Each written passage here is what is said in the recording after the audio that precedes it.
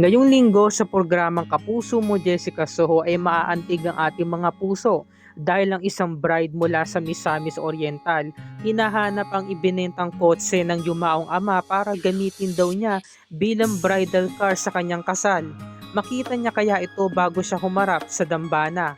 Ayon sa kanyang istorya, "My dad and I were very close. Only child ako kaya wala akong ibang pinagsusumbungan kundi yung father ko. Matagal na kaming walang sasakyan kaya bumili siya gamit yung retirement money niya. Yung sasakyan na yun ang palagi naming gamit. Nasubaybayan namin yun, yung paglaki ng anak ko mula sa pagkapanganak hanggang high school at iba pang memories. Sa loob ng sasakyan na yun nabuo yung closeness ng pamilya namin. Pero kinailangan namin ibenta yung sasakyan noong year 2016. Ngayong 2024 na ikakasal na ako, naghahanap ako sa Facebook ng white car na gagamitin ko sa kasal. Nung naghahanap ako, biglang pumasok sa isip ko yung white car namin dati. Sabi ko, yun na lang kaya ang gagamitin. My dad loved that car so much and he died 3 years ago.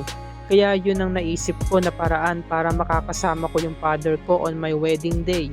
Para siya ang maghahatid sa akin. Pero hindi ko alam kung saan yung sasakyan kasi sila lang yung nag-transaction. I wish with all my heart na yung dad ko yung maghahatid sa akin.